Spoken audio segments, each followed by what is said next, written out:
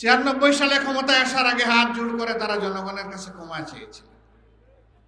অতীতে আমাদের দল বাংলাদেশের জনগণের সাথে যে অন্যায় আচরণ করেছে, যে জুলুম করেছে, আমরা বিনা শর্তে মাপ চাই। একটিবারের জন্য আমাদেরকে আপনারা ক্ষমতায় দিন। আমরা ভালো হয়ে গেছি, এখন দেশের জন্য ভালো কিছু করতে চাই। হাতে তসবিহ ছিল, মাথায় ঘুমটা ছিল। জনগণ সহজ সরলভাবে ধারণা করেছিল তাদের মানসিকতার পরিবর্তন হয়েছে, কিন্তু না। যখনই তারা মসনদে বসলেন, তারা আপন রূপে আত্মপ্রকাশ করলেন। আপনাদের মনে থাকার কথা, তৎকালীন প্রধানমন্ত্রী চট্টগ্রামে গিয়ে বলেছিলেন, চট্টগ্রামের নেতাদেরকে তিরস্কার করে, একটা হত্যাকাণ্ডের ঘটনাকে কেন্দ্র করে, তোমরা কি হাতে চুড়ি পরে বসে আছো? তিনি ঘোষণা দিয়েছিলেন, আর যদি আমার দলের একটা মানুষকে হত্যা করা হয়, তাহলে তার বিনিময়ে 10টা লাশ ফেলে দিতে হবে। আসসালামু আলাইকুম ওয়া রাহমাতুল্লাহ। বিজয় দিবসের উষালগ্নে আমি আমার অন্তরের অন্তঃস্থল থেকে উপস্থিত যুব বন্ধুগণ সহ গোটা দেশবাসীকে আন্তরিক শুভেচ্ছা এবং অভিনন্দন জ্ঞাপন করছি। প্রিয় দেশবাসী, বাংলাদেশ মহান আল্লাহ তাআলার দান, আমাদের প্রিয় জন্মভূমি। আল্লাহর সৃষ্টি এই অঞ্চল 1 শতাব্দীর ভিতরে দুইবার স্বাধীনতার মুখ দেখেছিল। 1947 আজাদী আন্দোলনের মধ্য দিয়ে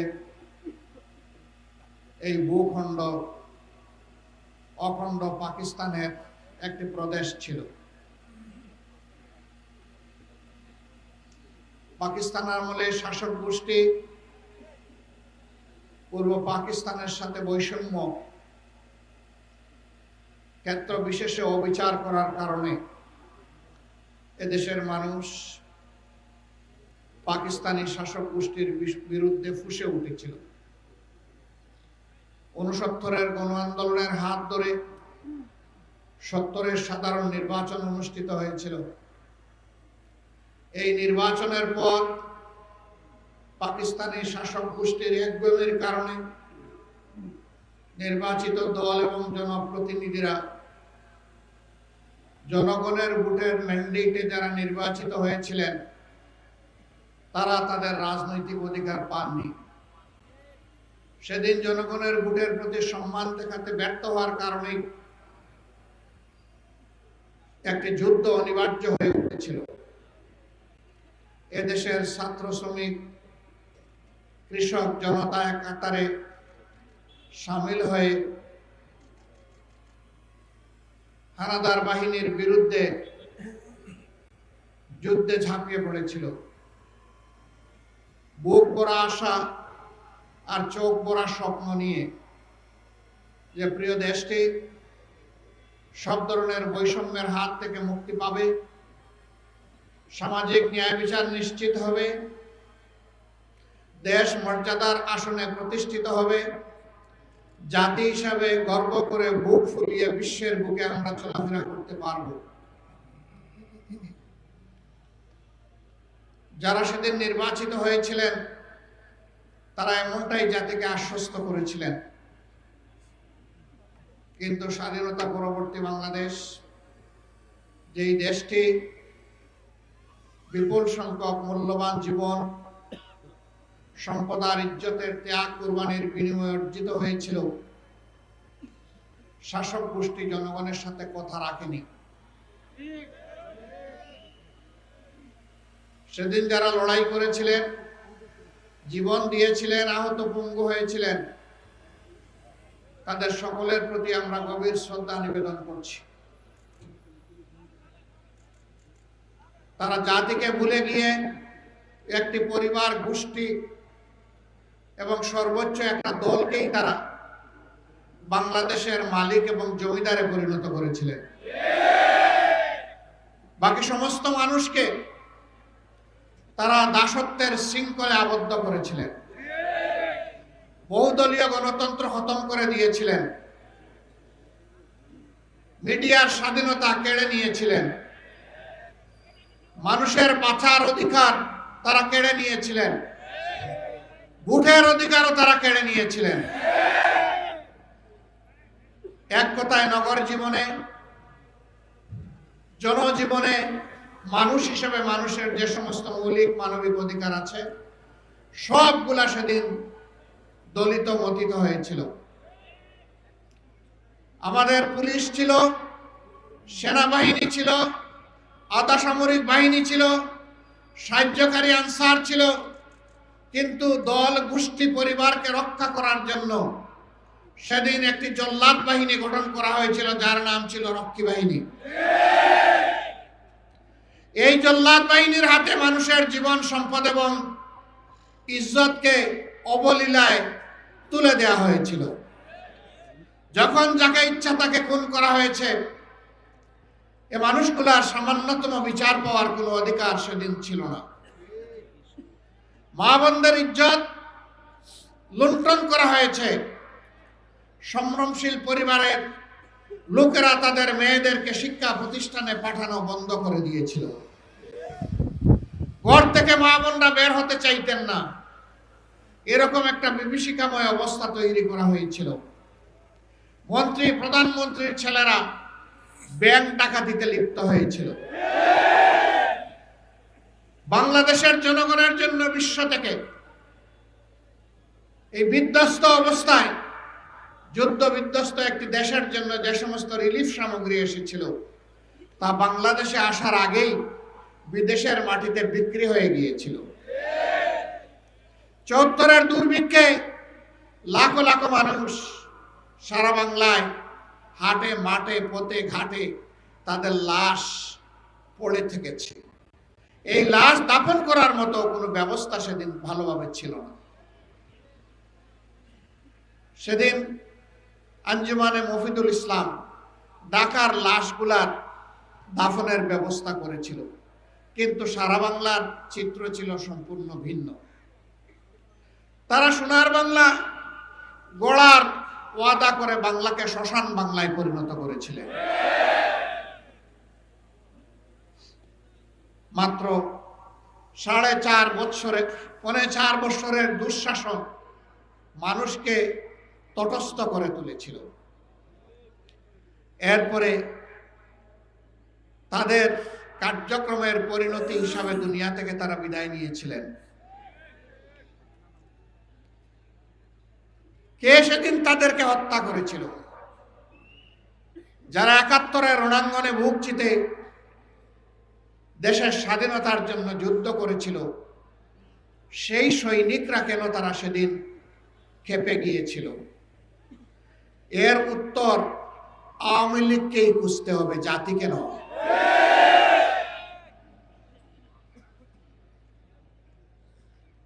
সম্মানিত বন্ধুগণ,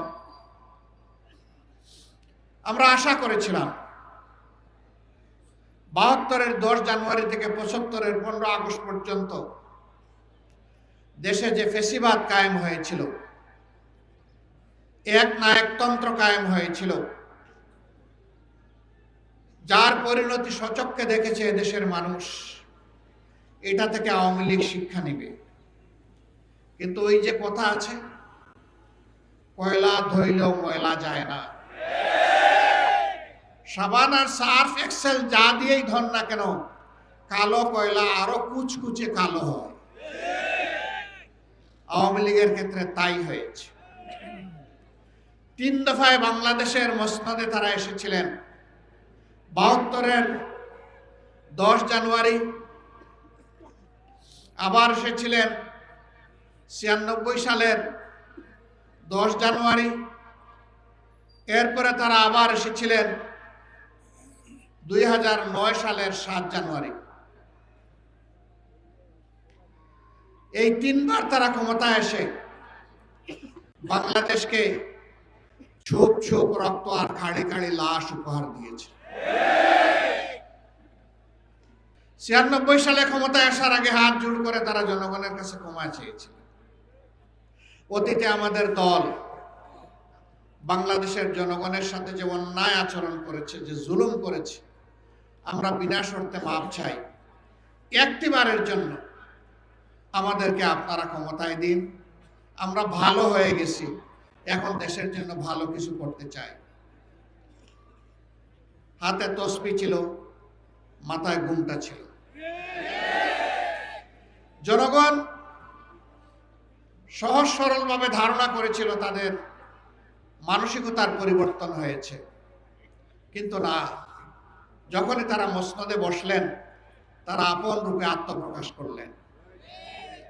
আপনাদের মনে থাকার কথা, তৎকালীন প্রধানমন্ত্রী চট্টগ্রামে গিয়ে বলেছিলেন, চট্টগ্রামের নেতাদেরকে তিরস্কার করে একটা হত্যাকাণ্ডের ঘটনাকে কেন্দ্র করে তোমরা কি হাতে চুড়ি পরে বসে আছো?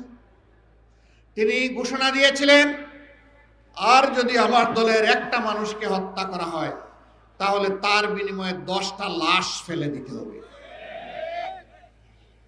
এই ছিল একজন প্রধানমন্ত্রীর দায়িত্ব জ্ঞানহীন হুঙ্কার, আসফালত।